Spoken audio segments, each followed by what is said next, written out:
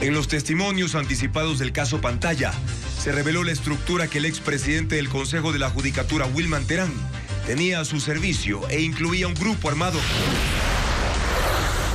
La vicepresidenta suspendida, Verónica Abad, espera que la justicia le devuelva sus funciones y anunció que si toma el poder en enero, revisará la eliminación del subsidio a los combustibles y no indultará a Jorge Glass ni a Rafael Correa. La sequía también afecta al río Toachi, que empezó lentamente a llenar el embalse de la nueva hidroeléctrica, que generará 68 megavatios desde mediados de este mes. Con custodia militar fueron llevados los 23 motores de generación eléctrica a las bodegas de Progen, donde los técnicos calibrarán los motores y verificarán su estado para instalarlos el 15 de diciembre. Los Estados Unidos entregarán el próximo año 2 buques para el combate al narcotráfico como parte de un acuerdo firmado en 2023 durante el gobierno de Guillermo Lazo. En el convento de San Francisco, en Quito, se fabricó la primera cerveza del país. Un sabor similar puede ser apreciado en una de las cervecerías artesanales en el centro histórico. Más de 120 bomberos y un helicóptero combaten un incendio forestal en Cerro Azul, al noroeste de Guayaquil, donde antenas de radio han dejado de operar por la amenaza del fuego. El presidente de Estados Unidos, Joe Biden, salva de la cárcel a su hijo Hunter Biden, enjuiciado y hallado culpable por delitos como fraude fiscal federal y compra de armas. Televistazo inicia una serie sobre el modelo futbolístico y de gestión del Club Independiente del Valle, que se apresta a jugar la final con Liga de Quito. Buenas noches, amigos. Lunes 2 de diciembre. Comenzamos con el desarrollo de la información aquí en Televistazo Estelar. Wilman Terán tenía un grupo armado a su servicio, hackers y una estructura para hacer seguimientos y labrar su camino político hacia la presidencia de la República. Eso dijo su ex asesor, Santiago Cifuentes, uno de los 4 integrantes del círculo de confianza que decidió hablar. Jacqueline Rodas informa en vivo desde la Corte Nacional los detalles de estas revelaciones. Jackie, adelante. Juan Carlos, ya son cerca de 10 horas de testimonios. En este momento ya interviene el cuarto y último ex colaborador de Wilman Terán, quien fue su asesor, Fabricio Herrera. Antes estuvo Santiago Cifuentes, otro ex asesor. Los dos coincidieron en relatar que fue de temor y hasta pánico los meses que trabajaron junto con Wilman Terán en la presidencia del Consejo de la Judicatura, que Wilman Terán tenía un grupo armado que hacía seguimientos incluso a ellos y que incluso Cifuentes pudo conocer este grupo armado en una ocasión cuando Terán atendía una sesión del Pleno de la Judicatura desde Santo Domingo de los Áchilas. Cifuentes contó que los llevó en la noche a una piladora de cacao y llamó a 20 personas que salieron y les dijo que saquen los juguetes y ellos mostraron armas de grueso calibre.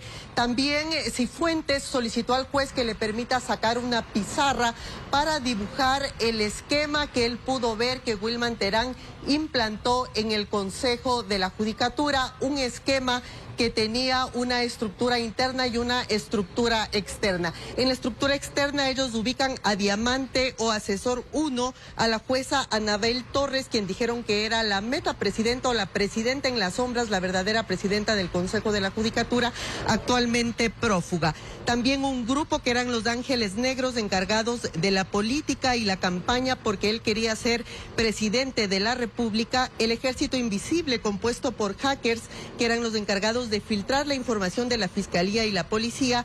Ángeles Blancos, que eran las ONGs que lo apoyaban en las movilizaciones y en las concentraciones políticas que él hacía tanto en Quito como en las provincias, y lo que llamó Wilman Terán la Legión Rural, que eran los integrantes de las juntas parroquiales que trabajaron para él anteriormente. Luego hablaron de una estructura interna que en cambio estaba conformada por lo que Wilman Terán llamó el cerebro. El cerebro estaba conformado por sus más cercanos colaboradores que sí eran funcionarios del Consejo de la Judicatura, entre ellos los procesados presos que hoy están rindiendo su testimonio en este proceso penal del caso Pantalla. Han dicho también los ex asesores de Terán que esta estructura, esta forma de pensar y de organizar de Wilman Terán, él les decía que tiene que ver con el grupo subversivo colombiano al que él perteneció en su juventud. Escuchemos ahora un extracto de lo que fue el testimonio en cambio del primer testigo. Él fue el coordinador de despacho de Wilman Terán, que habla de este grupo Troll Center o el ejército invisible del que hablaron hoy. El doctor Wilman Terán adeudaba $30,000 por el ejército invisible. Era un troll center en el cual realizaban, entre otras cosas, audios falsos, videos falsos, chats falsos, trataban de crear supuestas conversaciones sobre actores políticos, asambleístas, fiscales generales o trataban de subir la popularidad de Wilman Terán en las redes sociales.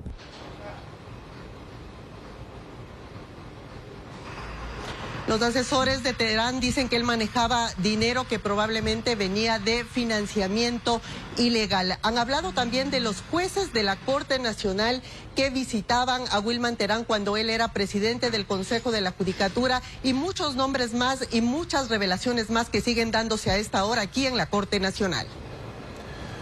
La vicepresidenta de la República, Verónica Abad, está a la espera de que la justicia le devuelva sus funciones al aceptar la acción de protección que presentó para levantar la suspensión que le impuso el Ministerio del Trabajo.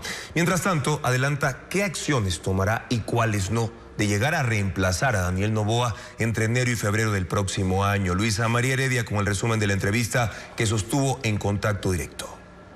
Para que me puedan inculpar. Verónica Abad no ha descartado ser presidenta. Tiene puestas sus esperanzas en la jueza Nubia Vera, quien el próximo 9 de diciembre deberá decidir si le concede o no la acción de protección que presentó para que le restituyan sus funciones, es decir, para echar abajo el sumario administrativo que la suspendió de su cargo de vicepresidenta por 150 días. Espero firmemente de que la jueza no esté siendo presionada, de que la jueza tenga la suficiente coraje de poder actuar en derecho y con la verdad. De resultar así, advierte que durante el mes de encargo del 5 de enero al 5 de febrero, cuando Daniel Noboa tome licencia para hacer campaña por la reelección, revisará algunas decisiones tomadas por su compañero de fórmula, como la eliminación del subsidio a los combustibles y el aumento del IVA. Si el pueblo ecuatoriano me dice que los 3 puntos del IVA nos ha solucionado la vida, pues creería que está justo pagar esa cantidad de impuestos. Sin embargo, eso no está ocurriendo. Por lo tanto, por supuesto que lo voy a revisar. Niega que indultar a Jorge Glass y Rafael Correa esté entre su lista de quehaceres. Jamás he dicho eso y no lo voy a hacer. No me vuelvan a hablar del tema porque no es cierto. Lo que sí consta entre las primeras medidas que adoptará es el cambio de gabinete. Hablemos de la ministra de Trabajo, ¿no es cierto? Hablemos de una canciller.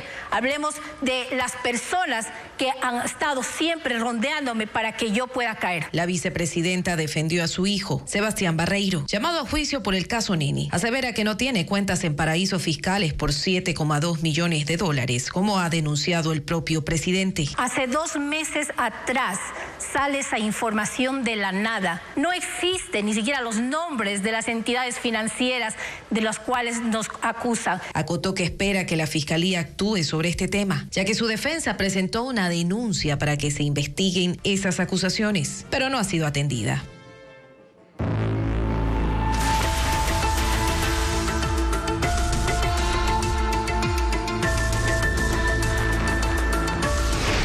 Electricidad. El lío es generarla. El gobierno espera que una de las nuevas turbinas de la hidroeléctrica Toachi Pilatón empiece a funcionar en este mes, pero su operatividad va a depender de que el embalse de esa hidroeléctrica se llene, porque el río Toachi también sufre las consecuencias de la sequía en el país. El informe con Francisco Garcés. La hidroeléctrica Toachi Pilatón estuvo parada desde el año 2017. El gobierno de Guillermo Lasso la quiso recuperar y firmó un contrato con el Cuerpo de Ingenieros del Ejército. Y este gobierno llegó a un acuerdo con la constructora rusa y fijó un calendario para que empiece a funcionar. Pero como en las otras hidroeléctricas, necesita del agua del río Toachi. Y el problema en ese río es que también está afectado por la sequía y entrega una quinta parte de su caudal normal. El gobierno cuenta con que el embalse crezca a su punto máximo, 970 metros sobre el nivel del mar, la segunda quincena de diciembre, para que uno de sus generadores empiece a funcionar y produzca 68 megavatios. No hemos podido nosotros tener los que nosotros habíamos estimado en lo que es el recurso hídrico. Esperamos que a partir de mediados de diciembre las condiciones hídricas mejoren. El viernes los técnicos probaron la turbina, pero también la represa del río Toachi está a prueba. Para verificar que no tenga problemas, el agua debe llenarla completamente. La norma técnica obliga a que cada día el nivel del agua suba 1 metro, pero a partir de hoy los técnicos están acelerando ese ritmo a 2 metros diarios. Que esta central hidroeléctrica empiece a generar energía también depende del agua. Este embalse debe crecer aún 20 metros para llegar a la cota mínima. Mientras el agua sube, los técnicos del Cuerpo de Ingenieros del Ejército verifican que la estructura permanezca intacta, así como los taludes del río. Cada vez que sube el embalse puede haber filtraciones, nosotros entraríamos a hacer las inyecciones de impermeabilización que normalmente pasa en este tipo de infraestructuras, igual todas las obras que son parte del circuito hidroeléctrico. En su planificación, el gobierno ha previsto que la central entre en funcionamiento paulatinamente. Su primera turbina en este mes, la segunda en enero y la tercera en febrero. Cuando se complete, generará 204 megavatios, aunque para ello será necesario que el río aumente su caudal. Esa es la expectativa que tienen actualmente los técnicos. Y 23 generadores termoeléctricos ya arribaron al terminal portuario de Guayaquil. Las unidades fueron desembarcadas y con custodia militar trasladadas hasta un taller de la compañía proveedora, que asegura que el 15 de diciembre empezarán a instalar los equipos que producirán 100 megavatios. Sin embargo, no han determinado la fecha para entregar energía comercial al país. Diego Cuenca también explica qué pasa con otros 20 generadores que deben instalarse en la termoeléctrica Quevedo en Los Ríos. I'm extremely proud of my son, Hunter. Joe Biden encendió aún más la polémica en torno a los juicios contra su hijo Hunter. Una facción terrorista vinculada al grupo Al-Qaeda en Siria se fortalece y controla 2 importantes provincias del norte de ese país. Idlib y Alepo han caído ante la presencia de grupos rebeldes y enfrentan bombardeos del régimen de Bashar al-Assad, agravando así la situación luego de 13 años de guerra civil. Informa Pedro Jiménez. Milicianos del grupo Hayat Tahrir al-Sham celebran la toma de una localidad de 15.000 habitantes en la provincia de Idlib. El grupo yihadista, antes conocido como Al-Nusra, es la rama de Al-Qaeda en Siria y ahora aparece fortalecida en su arremetida contra el gobierno de Bashar al-Assad, al que los ejércitos rebeldes combaten desde hace 13 años, cuando estalló la primavera árabe, que derrotó a la mayoría de las dictaduras de Medio Oriente. Además de Idlib, los insurgentes han tomado Alepo, la segunda ciudad más grande de Siria. Esta es la ofensiva más fuerte desde que las tropas rusas que apoyan al régimen sirio retomaron la provincia en 2016. Y como en esa ocasión, la aviación de Rusia también participa en esta contraofensiva. Esta nueva fase de la guerra se desencadenó a mediados de la semana pasada. Deja hasta ahora 446 muertos, según datos del Observatorio Sirio de Derechos Humanos con sede en Londres. 11 solo en los ataques de la mañana de este lunes. Y según la Brigada de Rescate Cascos Blancos, entre esas víctimas hay 5 niños. La acción de grupos rebeldes en Siria reaviva los temores de una extensión del conflicto en Medio Oriente, pues involucra a otros ejércitos. No solo Rusia apoya al régimen sirio, también Irán, que por su parte acusa a Israel y a Estados Unidos de respaldar la acción de los insurgentes contra Bashar al-Assad, que tras todo este tiempo aún controla el 70% del territorio de Siria. Y retomamos la información sobre los 23 generadores termoeléctricos que ya arribaron ayer al terminal portuario de Guayaquil. Las unidades fueron desembarcadas y luego trasladadas hasta una bodega, hasta un taller. Y se espera que el 15 de diciembre empiecen a instalar ya estos equipos que van a producir 100 megavatios. Veamos el siguiente reportaje.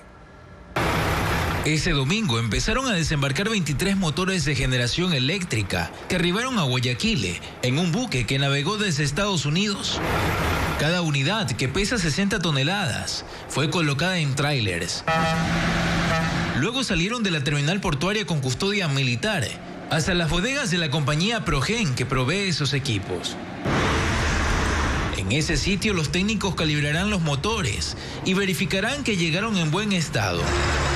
En el transcurso de esta semana irán saliendo de 2 en 2 hasta la central termoeléctrica Salitral, que está en el oeste de Guayaquil.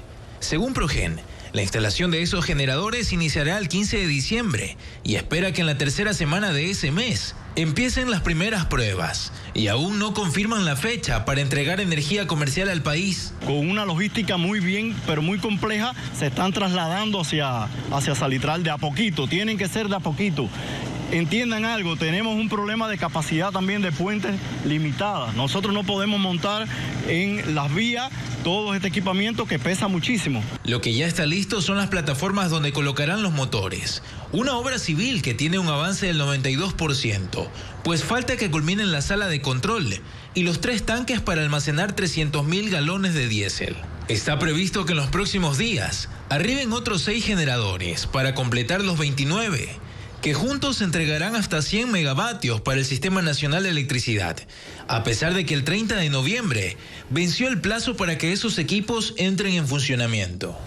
Mientras en la termoeléctrica Quevedo 2, en la provincia de Los Ríos, la obra civil tiene un avance del 90%, pero los 20 generadores que deben instalarse en esa central siguen almacenados en Tampa, Florida, en Estados Unidos. Progen en un comunicado anunció que aún no los van a enviar, porque la Corporación Eléctrica del Ecuador, CELEC, no ha pagado el 70% del anticipo que corresponde a ese proyecto. Esa entidad no se ha pronunciado al respecto. Nuestras mejores proyecciones están para comenzar a producir energía ahorita en diciembre, de preferencia antes de que empiece enero, en el mejor de los casos. Pero lo que yo sí les quiero dar como mensaje es que no caigamos en desesperación, porque como ya lo he mencionado, no toda obra es perfecta, podemos tener algún tipo de retraso. Las unidades generarán 50 megavatios y debieron estar funcionando el 5 de noviembre. Progen además señaló que CELEC debe emitir un informe de inspección y aprobación de la supervisión técnica para que la compañía estadounidense pueda despachar los generadores de ambos proyectos que están retrasados. Hasta el miércoles de esta semana habrá promociones por el Cyber Monday. 25 empresas de alimentos, electrodomésticos, ropa y otros productos ofrecen descuentos de hasta el 80%. Adriana Bermeo informa que también se pueden aprovechar ofertas de multinacionales mediante Internet. Los días de ofertas y promociones continúan este lunes, pero se trasladan únicamente a las plataformas digitales con el Cyber Monday. La Cámara de Comercio de Guayaquil habilitó la página web cybermonday.es, en la que 25 empresas grandes y medianas ofrecen sus productos con descuentos entre el 10 y el 80%. En la lista están supermercados, farmacias, tiendas de electrodomésticos, tecnología, muebles, ropa, calzado y maquillaje. Hay otros beneficios: entregas a domicilio gratis, pagos diferidos de hasta 12 meses sin intereses y entre 2 y 6 meses de gracia. En esta página las promociones se mantendrán hasta el 4 de diciembre. Lo que venimos viendo en las estadísticas es que cada vez también empieza a incrementar el número de personas que compran de otras ciudades del país, ya no solamente de Guayaquil, que es donde nació, sino que también cada vez más en Quito, en Cuenca, en Manta y en otras ciudades. Al final es un portal online que se puede comprar desde cualquier parte del Ecuador. Las empresas también participan en el Cyber Monday de forma independiente. Las aerolíneas tienen descuentos de hasta el 50% para vuelos en el 2025. Se ofrecen mayores beneficios para viajes entre septiembre y noviembre del próximo año. Las multinacionales llaman la atención de los ecuatorianos. Amazon, por ejemplo, tiene ofertas en sus categorías. En cada producto se detalla el ahorro si se compra hoy. Los envíos tardan hasta más de un mes en llegar por la alta demanda de pedidos. Según datos de la Cámara de Comercio Electrónico, las compras por Internet representan el 20% de lo vendido en estos días de descuentos.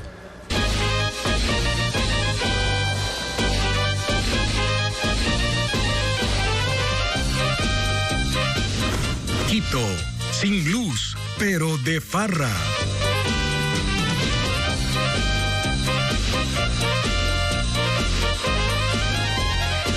Famoso sigue recorriendo las joyas arquitectónicas de Quito en homenaje a sus 490 años de fundación. Hoy hablaremos de la Basílica del Voto Nacional, ubicada en el centro histórico. Entre sus muros están los imponentes y coloridos vitrales, que junto a su estilo neogótico se convierten en una obra de arte. Alejandra Proaño visitó el santuario.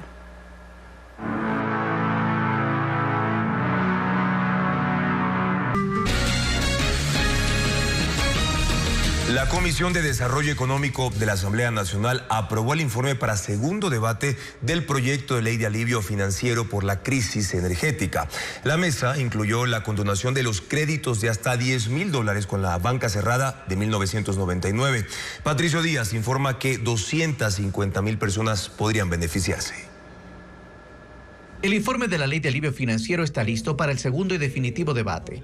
La comisión lo aprobó con el respaldo incluso del correísmo.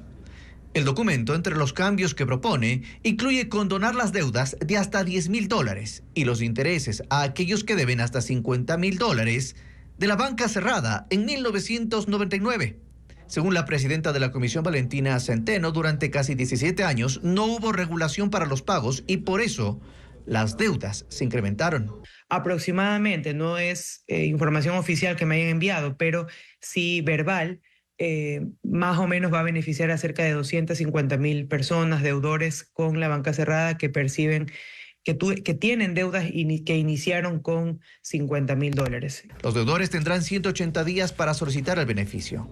La comisión incorporó también el pedido del Contralor para hacer una nueva remisión de intereses, multas y recargos para aquellos que deben a ese organismo por sanciones administrativas. En el primer proceso de remisión que se realizó hasta agosto, se recaudaron $16 millones. La presidenta de la Asamblea deberá convocar al Pleno hasta el 7 de diciembre, cuando se cumple el plazo de 30 días, al ser una ley económica urgente. El presidente de Estados Unidos, Joe Biden, salva de la cárcel a su hijo, Hunter Biden, enjuiciado y hallado culpable por varios delitos, haciendo uso de una antigua facultad presidencial.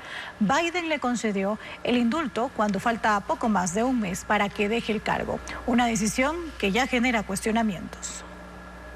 I'm extremely proud of my son, Hunter. Joe Biden encendió aún más la polémica en torno a los juicios contra su hijo Hunter Biden al anunciar que le concede el indulto presidencial, una facultad de los mandatarios estadounidenses desde 1787 y que ha sido usada por todos los presidentes, incluso en casos de personas cercanas al entorno familiar, como cuando Bill Clinton indultó a un medio hermano por un delito de drogas, o Donald Trump al suegro de su hija Ivanka, condenado por evasión de impuestos. En este caso, Hunter Biden se declaró culpable de 9 delitos de fraude fiscal federal por los que enfrentaba al presidente en tiempos de Barack Obama, un caso por el que luego los republicanos intentaron llevar a juicio político a Joe Biden. Pero no es el indulto por sí solo el que ha causado rechazo, sino el hecho de que en repetidas ocasiones Joe Biden dijo que no iba a interferir en la justicia y que en septiembre la Casa Blanca emitió un comunicado indicando que Biden no le concedería el perdón presidencial a su hijo.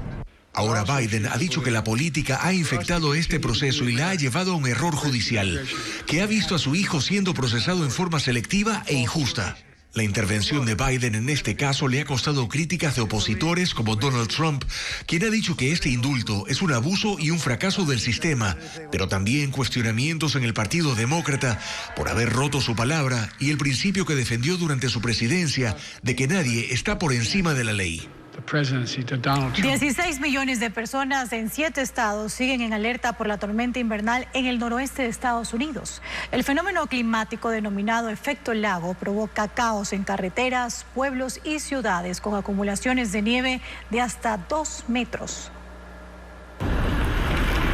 El invierno llega con fuerza al noreste de Estados Unidos con una poderosa nevada que causa estragos en al menos 7 estados, incluidos Nueva York, Pensilvania, Ohio, Michigan e Illinois. Un temporal que llevó caos a las carreteras durante el fin de semana, mientras millones de personas conducían de regreso a casa luego del feriado de Acción de Gracias. El estado de Nueva York ha sido el epicentro, donde las acumulaciones de nieve superan los 2 metros en algunas áreas, por lo que la gobernadora Kathy Hochul declaró emergencia en 11 condados, con equipos de rescate y maquinaria pesada para despejar las autopistas. En el estado de Pensilvania el domingo, cayeron más de 60 centímetros de nieve y en zonas rurales de Michigan se esperan hasta 90 centímetros de nieve esta noche. Los residentes se apresuran a despejar espacios antes de que llegue la nueva nevada y queden bloqueadas las puertas de sus casas. Este clima extremo con temperaturas bajo cero se debe a un fenómeno denominado efecto lago, que se produce cuando el aire frío llega desde Canadá y se desplaza sobre las aguas cálidas de los grandes lagos, una combinación que provoca estas grandes nevadas. En Grecia, la tormenta Bora deja 3 muertos en las islas de Rodas, Lemnos y costas de Tesalónica. Las lluvias inundaron casas, comercios y carreteras. Además, arrastró autos y escombros. Los servicios de bomberos recibieron decenas de llamadas solicitando evaluaciones y evacuaciones. Un conductor que intentaba esquivar las rocas que caían en una zona montañosa cayó en una zanja y murió de hipotermia en su vehículo. Otros 2 hombres de 57 y 70 años fallecieron el sábado en la isla de Lemnos. El uno se resbaló y se golpeó en la cabeza y el otro intentando huir de ríos de fango. Y los venezolanos salieron a las calles en distintas ciudades del país para exigir la liberación de los presos políticos, con camisetas blancas y las manos pintadas de rojo, simbolizando la represión. Los familiares de los detenidos y activistas pidieron por la excarcelación de 1.900 personas, entre ellas menores de edad, capturados por el régimen durante la ola represiva tras las elecciones del 28 de julio. En Caracas, la protesta incluyó el encendido de un centenar de velas y lanzamiento de globos al grito de libertad. La policía de Georgia, país del Cáucaso, continúa arrestando a manifestantes en varias ciudades que protestan contra la suspensión de las negociaciones por parte del gobierno para unirse a la Unión Europea en 2030.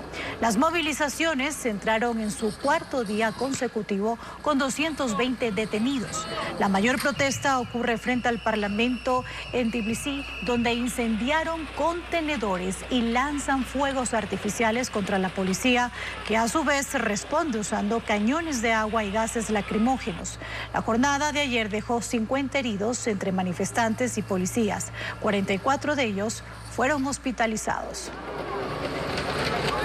56 muertos y decenas de heridos tras una batalla campal entre los hinchas de 2 clubes de fútbol en Guinea-Conakry, país de África Occidental.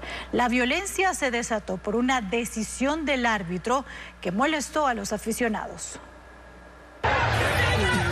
Videos que circulan en redes sociales muestran los enfrentamientos y el caos en las calles de la ciudad de Serekore, en el sudeste de Guinea, luego de un partido de fútbol. Según la prensa local, los disturbios se originaron por una decisión del árbitro que provocó rechazo entre los asistentes del encuentro, entre el equipo local Serekore y el visitante Labé, que arrojaron piedras y se metieron en la cancha. La policía usó gases lacrimógenos contra ellos, lo que provocó una estampida de espectadores que trataban de salir del estadio. La gente se empujaba y muchos quedaron aplastados en el piso. Se habla de 56 muertos, según un comunicado emitido por el gobierno. También saquearon una comisaría local y la incendiaron. El encuentro deportivo fue dedicado al jefe de la Junta Militar de Guinea, el general Mamadi Doumbouya, llegado al poder tras un golpe de Estado en septiembre de 2021 y que después se invistió como presidente. La Policía Nacional anunció un nuevo proceso de reclutamiento exclusivo para bachilleres. Uno de los requisitos es no tener antecedentes penales. Este y otros servicios los detallamos a continuación en el siguiente informe.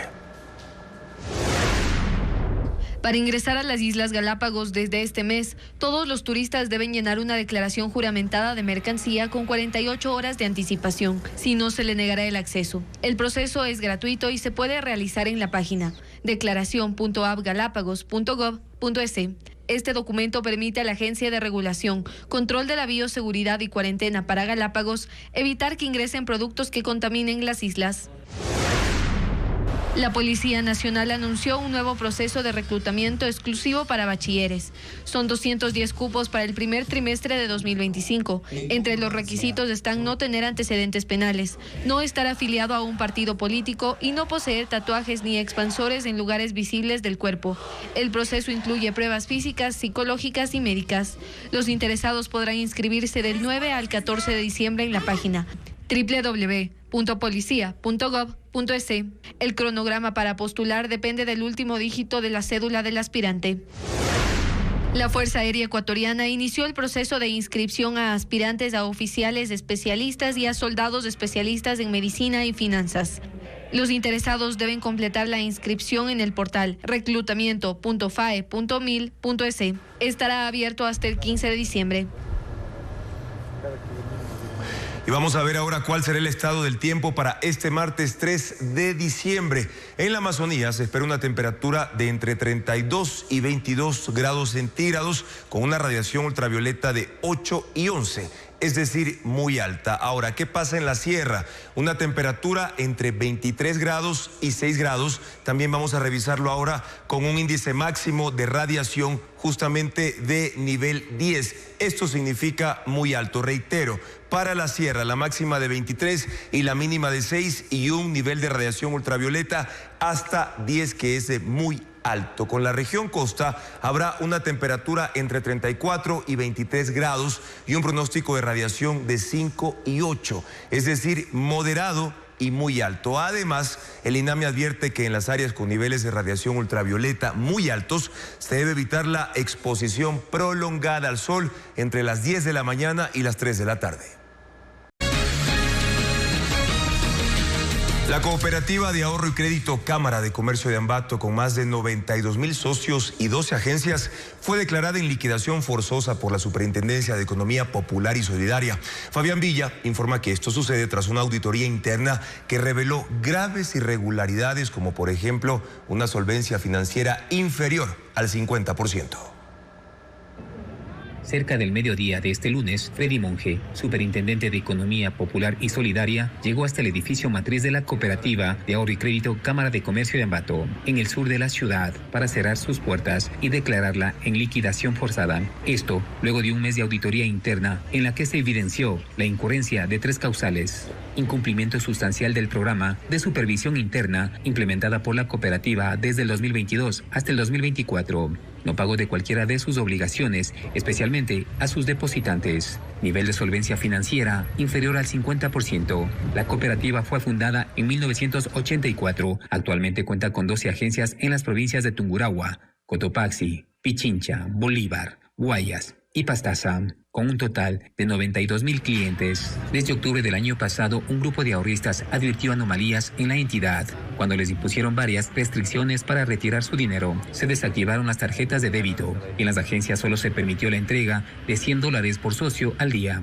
Además, solo se otorgaban 120 turnos de lunes a viernes y 60 los sábados. Tras el anuncio de esta mañana, unos 30 usuarios se presentaron en la matriz de la cooperativa para conocer qué ocurría con su dinero. Sí, tengo la póliza aquí. Ahí se reunieron con José Miguel Acuña, quien fue nombrado liquidador y será el encargado de cancelar los activos existentes. Para esta devolución de dinero será oportunamente comunicado por la COSEDE, para lo cual se dispone un plazo de 3 años, pudiendo ser prorrogado hasta por 2 años más. Los empleados de la cooperativa entrarán en proceso de liquidación, mientras que los deudores deberán continuar cancelando sus créditos. Posteriormente se iniciará la venta de sus bienes para recuperar el dinero y saldar las deudas con todos los socios. Y sobre este tema, la Corporación del Seguro de Depósitos se encargará de la devolución de los ahorros a los socios de la cooperativa de la Cámara de Comercio de Ambato. La institución va a comunicar las fechas y también los bancos a los que se deben acercar los beneficiarios para recibir ese dinero, como lo informa Diana Bermeo. El dinero que tienen los socios en la cooperativa de la Cámara de Comercio de Ambato está protegido. Tras su liquidación forzosa, la Corporación del Seguro de Depósitos COSEDE será la encargada de devolver la plata a los cuentaahorristas. Antes de que esto ocurra, el liquidador nombrado por la Superintendencia de la Economía Popular y Solidaria deberá entregar una base de datos de los beneficiarios del seguro. Está previsto que este proceso tome 2 semanas. Una vez que la COSEDE reciba esa lista, tiene un mes para disponer la devolución del dinero, pero lo ha hecho hasta en 4 días. Los ahorros se entregarán en efectivo, hasta $32,000 por cada cliente. El único requisito es la cédula de identidad y una copia. Con esto se cubrirá al 99% de socios. El 1% que tiene más de $32,000 recibirá el monto máximo del seguro. El saldo lo pagará el liquidador. Ese proceso tomará más tiempo, hasta que los bienes se vendan y se cobre la cartera vencida. Todas las instituciones financieras legales cuentan con el seguro de depósitos. Se pueden consultar los montos máximos de cobertura en la página web cosede.gov.es. Conoce tu monto de cobertura. Desde el 2013, la COSEDE ha devuelto $125 millones a 550,000 socios de 234 instituciones financieras. Así ha cubierto el 98% del dinero de las cooperativas que han desaparecido. En total, 525 desde el 2015. El seguro de depósitos es gratuito para los cuentaahorristas. Se financia con aportes que hacen las instituciones financieras vigiladas por la Superintendencia de Bancos y la Superintendencia de la Economía Popular y Solidaria. Mal con la esposa, peor con la otra. Es una comedia que se estrenará en el Teatro San Gabriel en Quito, mientras en Guayaquil se inauguró una exposición del artista Irina García en el Museo Antropológico y de Arte Contemporáneo, el MAC. Estefanía Arias con la agenda cultural para este inicio de semana.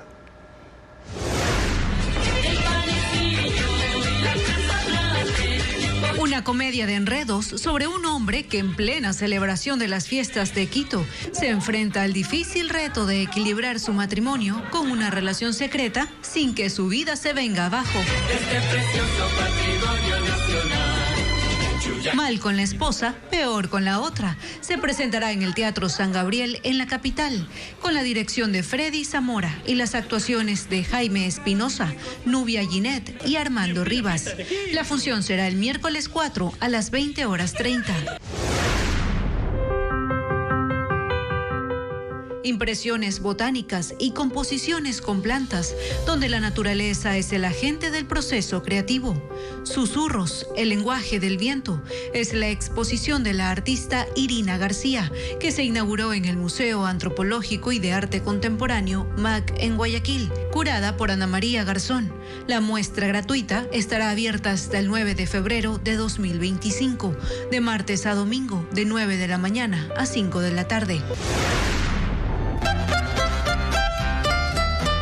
Pasacalles, Albazo y el San Juanito son algunos de los géneros musicales que se interpretarán en este concierto de música ecuatoriana. El grupo Yavirac ofrecerá un show especial como parte de la programación cultural de las fiestas de Quito en el Teatro Variedades en la capital. Oh, reina de los mares, dulcísimos cantares. El espectáculo será el jueves 5 a las 19 horas.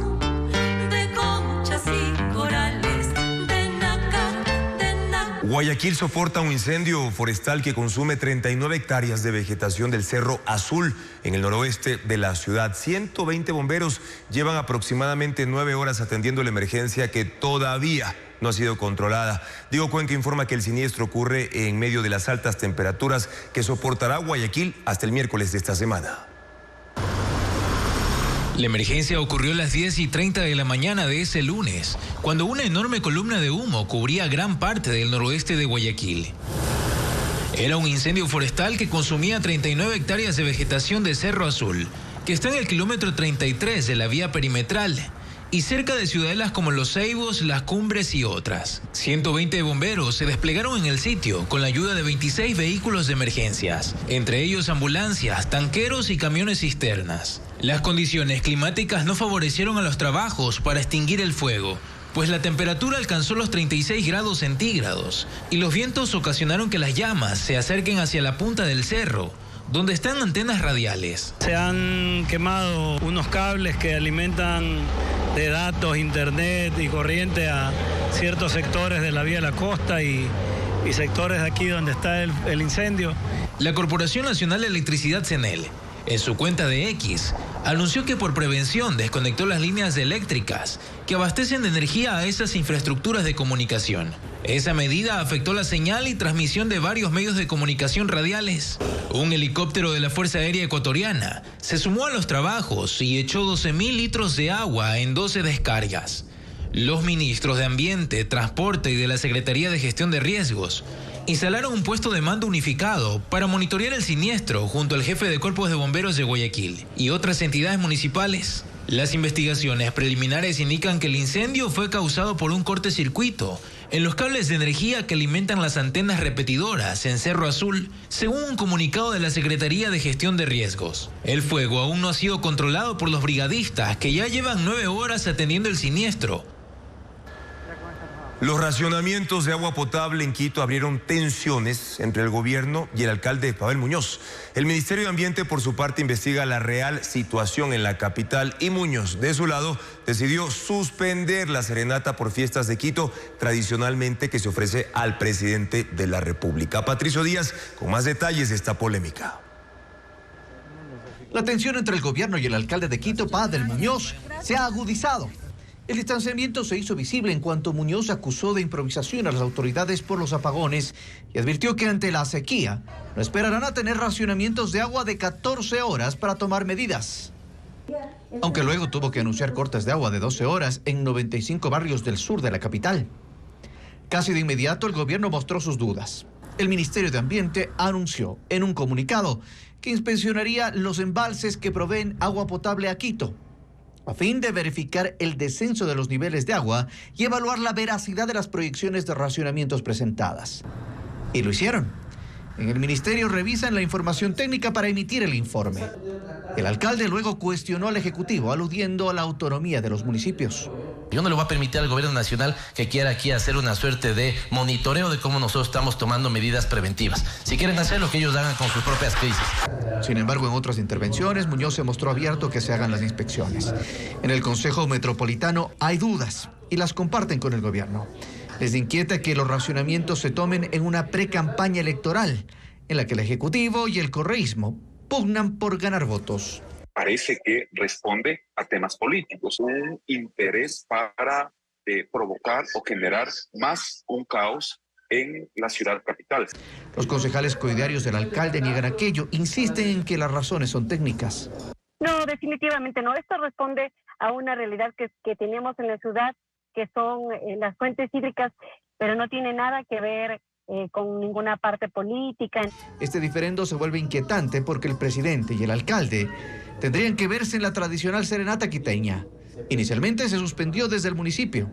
El gobierno a su vez publicó un comunicado anunciando que el 6 de diciembre no habrían cortes de luz y que la serenata a la capital sí se llevaría a cabo. Ahora la alcaldía otra vez anuncia que sí realizará el festejo, cuya fecha está por definirse. Entonces se verá si las dos autoridades compaginan como lo hicieron el año pasado o si por el contrario la tensión se ratifica. La Guardia Costera de los Estados Unidos entregará 2 buques para la Armada ecuatoriana. El fortalecimiento de las Fuerzas Armadas es parte del acuerdo de cooperación firmado con ese país para la lucha contra el narcotráfico en Ecuador. Paul Romero informa cuándo será oficialmente la entrega. 2 buques de Estados Unidos reforzarán las operaciones antidrogas de la Armada ecuatoriana. El pasado viernes se reunieron en Washington el comandante de la Marina, Miguel Córdoba, con la comandante de la Guardia Costera de Estados Unidos, Linda Fagan, para coordinar el envío de los buques al Ecuador. Los documentos para la transferencia de los buques fueron firmados por los delegados del Departamento de Defensa de Estados Unidos y de Ecuador, con la participación del embajador Cristian Espinosa y representantes del Comando Sur. Estados Unidos y la Marina manejan bajo reserva las características de las embarcaciones que reforzarán la flota de buques ecuatorianos que detectan e interceptan lanchas con cocaína en la denominada Ruta del Pacífico. Los buques de la Guardia Costera de Estados Unidos son parte de los equipos que deben llegar al Ecuador para fortalecer la capacidad operativa de las Fuerzas Armadas. Esto hace parte del memorándum de entendimiento firmado en 2023 durante el gobierno de Guillermo Lasso. En él se contemplaron 169 objetivos que se tienen que ejecutar hasta 2030 por $3.000 millones. Además de los buques, Estados Unidos entregará a las Fuerzas Armadas helicópteros, aviones, armamento, radares, equipos electrónicos y asistencia técnica. El 30% de esa cooperación llegará en 2025.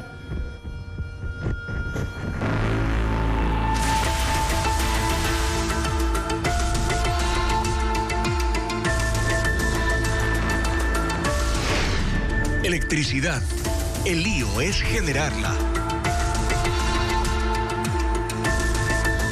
La generación de Coca Codo Sinclair cayó a una tercera parte en 2 días. El caudal del río Coca se vuelve a reducir por la falta de lluvias en la Amazonía. Francisco Garcés tiene los datos y describe el estado de las principales hidroeléctricas del país. El caudal del río Coca volvió a caer. Después de una semana de lluvias, la sequía regresó al río. A las 10 de la mañana de este lunes, la hidroeléctrica más grande del país, Coca Codo Sinclair, solo podía generar 380 megavatios de los 1.500 que tiene de capacidad. Es una caída sustancial porque el sábado esa central llegó a producir 1.000 megavatios y el domingo mantuvo su generación por encima de los 700 megavatios. Esa generación permitió reducir la duración de los apagones del fin de semana y mantener apagadas las hidroeléctricas del Paute. La primera consecuencia de la caída de la producción en Coca Codo Sinclair se vio este lunes en el complejo del Paute. Sus hidroeléctricas Molino y Sopladora fueron encendidas a las 9 de la mañana. Las dos producían a esa hora más de 700 megavatios, funcionando al 50% de su capacidad. La generación en esas dos hidroeléctricas permite en este momento mantener apagada Mazar, cuyo embalse es el primero del complejo y el más grande en el río Paute. Así se recupera de a poco. El SENACE aplica de esta manera la ley de los vasos comunicantes. Esta tarde prenderá Mazar para liberar agua y así llenar el embalse de Amalusa. Según el INAMI, durante esta semana no habrá lluvias significativas en los ríos Coca y Paute. Esto afectará a la generación en Coca Codo Sinclair, que solo se incrementa si llueve, pues no tiene embalse. En ese caso, se tienen que prender las hidroeléctricas del Paute y por ende afectar sus reservas de agua. El gobierno dio a conocer detalles del programa Jóvenes en Acción, con el que se busca emplear a 80,000 ecuatorianos de entre 18 y 29 años de edad durante 3 meses. Serán formados como embajadores contra el cambio climático y harán tareas de conservación vial. El Ministerio de Transporte y Obras Públicas empleará a los primeros 4.500 beneficiarios de esta propuesta. Luisa María Heredia con el informe. Después de que con un video en redes sociales el presidente Daniel Noboa le ofreció trabajo a 80,000 jóvenes por 3 meses con una remuneración mensual de $400, el Ministerio de Transporte y Obras Públicas, que es el ente empleador, presentó durante un evento en Guayaquil a los primeros 1.000 beneficiarios y detalló cómo funcionará Jóvenes en Acción, que es el programa en que se enmarca la iniciativa. Carlos Gamarra, representante de Conservación Vial, explicó que primero se formará a los jóvenes como embajadores contra el cambio climático. Esta semana realizarán la inducción con el material de literatura que recibirán el día de mañana vía correo electrónico y la próxima semana iniciaremos con la capacitación práctica. Superada esa etapa, se les asignarán las siguientes labores: corte de maleza en áreas verdes y caminos, recolección de basura en espacios públicos, recolección de escombros en cunetas y vías, cuidado de jardines urbanos. Esto implica la poda, riego y mantenimiento, limpieza del sistema de drenaje en carreteras, control de tráfico, inventario de puentes y señalización vial, conteo de baches en las vías, apoyo en levantamientos topográficos y soporte administrativo. Aunque no todas las actividades están directamente relacionadas con la reducción de los efectos del cambio climático, el ministro de Transporte y Obras Públicas, Roberto Luque, destacó que lo que se busca es unir 2 problemas en un mismo programa para poder atenderlos. ¿Cuáles son los 2 problemas? Primero, la falta de acceso a oportunidades de los jóvenes. Y otro problema, el cambio climático y la situación económica. Según precisó Luque, a escala nacional, el Ministerio de Transporte y Obras Públicas empleará 4.500 jóvenes, lo que le significará al Estado $5.400.000. El costo total del programa es de 96 millones. Luego se sumará el Ministerio del Ambiente, que acogerá a otro grupo de jóvenes y añadirá tareas como reforestación. Estos 80,000 cupos para jóvenes de 18 a 29 años es para muchos un impulso. En el acto, tanto los primeros beneficiarios como las autoridades firmaron un compromiso por la protección del medio ambiente. La agrupación musical Las Damas de Oro fue seleccionada para representar a Ecuador en la competencia folclórica del Festival Internacional de la Canción de Viña del Mar en febrero próximo. Además, una lamentable noticia para el mundo de la actuación en Colombia. Falleció la actriz Sandra Reyes, reconocida en la telenovela Pedro el Escamoso. Las Damas de Oro conformado por Katy Elisa, Lila Flores y Mayensi Rivera. Fueron seleccionadas para representar a Ecuador en la competencia folclórica del Festival Internacional de la Canción de Viña del Mar, que se realizará en febrero de 2025. La agrupación, con 2 décadas de trayectoria, se ha caracterizado por hacer tributo a cantantes de la balada romántica e interpretar géneros como el pop, el folclore y la cumbia. La cantante italiana Laura Pausini tropezó y se cayó durante su presentación en un concierto en Milán, Italia, luciendo una larga túnica de colores con unas botas altas. Perdió el equilibrio por lo que se resbaló de las escaleras del escenario. A pesar de ello, demostró su profesionalismo y continuó con el show. El video se convirtió en tendencia en redes sociales. Ella lanzó en octubre pasado su último álbum, Almas Paralelas. La actriz colombiana Sandra Reyes murió a los 49 años. Reconocida por su papel en la telenovela Pedro el Escamoso, padecía cáncer de mama. Comenzó su carrera en 1994 en la serie Clase Aparte y desde entonces participó en producciones colombianas como El Cartel de los Sapos, La Mujer del Presidente y recientemente en Rigo, la serie biográfica del ciclista Rigoberto Urán. Pero gracias a usted. El ballet clásico del Cascanueces se presentó en el Teatro Sánchez Aguilar. Un espectáculo con 40 artistas en escena que representan un cuento clásico de Navidad, como nos cuenta Estefanía Arias en el siguiente reportaje.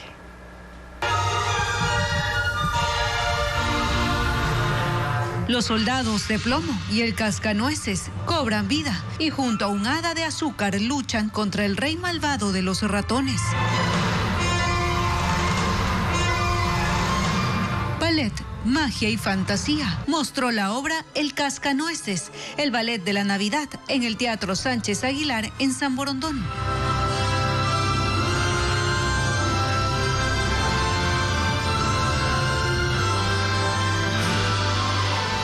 Una obra basada en la versión del coreógrafo ruso George Balanchine, que se presentó por primera vez en Estados Unidos en 1954.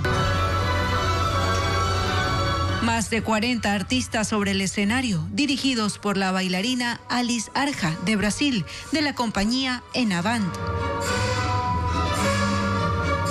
Un espectáculo clásico de diciembre con el que se da por inaugurada la temporada navideña.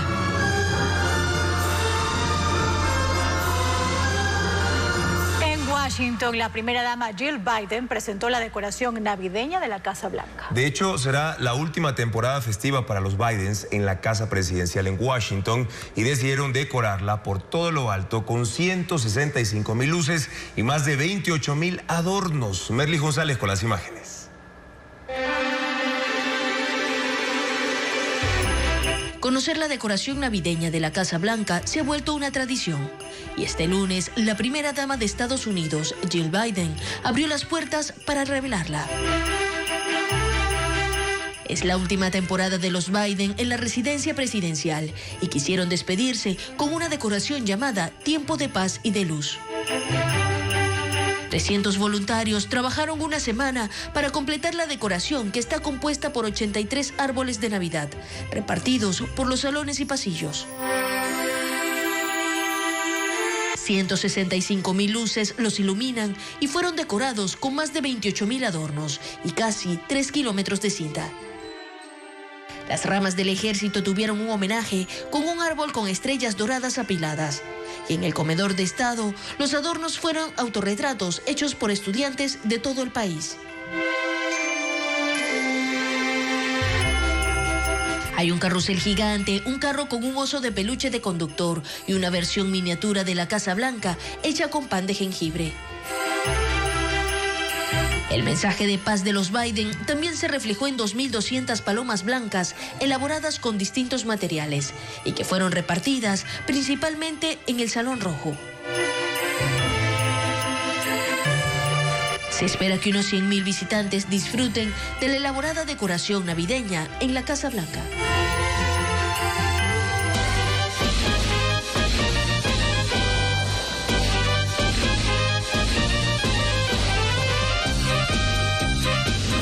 Quito, sin luz, pero de farra. Las Las fiestas de Quito son una buena oportunidad de descubrir sitios secretos y acogedores de la capital. Televistazo recorrió las nuevas cervecerías artesanales del centro histórico que mezclan la memoria con este caso, también sabores que vuelven desde la colonia. Más detalles con Carla Delgado.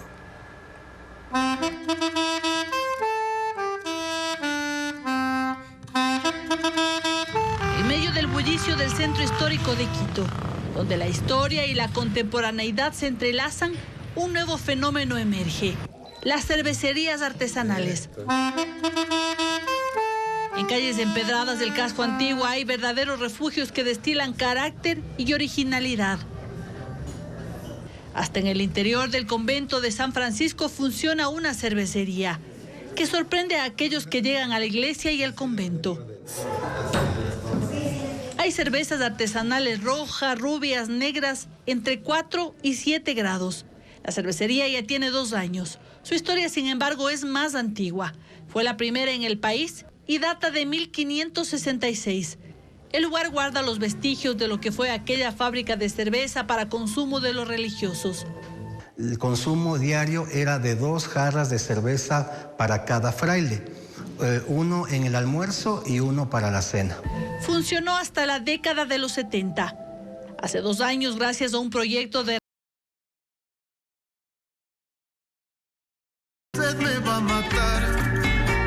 a media cuadra, en una de las casas más vistosas de la plaza de San Francisco, hay otra cervecería artesanal.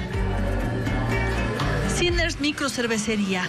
Tiene 12 años en Quito, pero al centro histórico llegó hace 1 año, justo con la apertura del metro y como una apuesta por la reactivación de la zona. Sus fabricantes utilizan ingredientes locales como la quinoa, el maíz y el cacao, que combinan con técnicas innovadoras. Nuestro menú de cervezas son diferentes. Hay cervezas que tienen adición de coco y jengibre. Ejemplo, tenemos una capuchino. Del histórico Teatro Variedades se abrió otra cervecería. Funciona frente a la Plaza del Teatro, en una casa colonial cuya fachada se conserva intacta. Adentro todo hace pensar en un pub inglés, donde dialogan elementos art deco, murales y objetos deportivos. Andes Brewing produce 6.500 litros de cerveza artesanal mensualmente. Ofrecen más de 10 variedades de cerveza. En rubias tengo una Belgian Triple con plátano maduro endulzada con panela. También tengo una IPA, igual es rubia, tiene 7 grados de alcohol con notas de mango verde. En roja tenemos una Red Ale con malta de caramelo y frutos rojos. Bandidos Brewing es otra cervecería que se encuentra en el tradicional barrio La Tola. Fue la primera que apostó por el casco colonial. Tiene más de 1 década. Y al igual que las otras, decidieron conservar la infraestructura antigua. En el interior incluso sigue intacta esta pequeña capilla. Esta es una microcervecería al estilo estadounidense. Fabrican lotes pequeños de cervezas únicas y a veces exóticas dependiendo de la fruta de la temporada. Las cervecerías artesanales son los puntos nuevos de encuentro cultural en la capital. Música en vivo, exposiciones de arte local, espacios arquitectónicos creativos dignos de la zona más histórica de la capital. Así llegamos a la parte final de nuestra entrega informativa. Gracias por su confianza y sintonía de siempre, amigos. Mañana en contacto directo estará Pavel Muñoz, alcalde de Quito, para analizar la realidad de una ciudad que tras sus 490 años de fundación no parece tener un proyecto. Además, Zaida Rovira, ministra de Inclusión Económica y Social, para hablar de la bancarización de los bonos y el Día de las Personas con Discapacidad. Los esperamos con más información, amigos, en la primera emisión de Televistazo a las 5:55 de la mañana y, por supuesto, en ecuavisa.com. Buenas noches.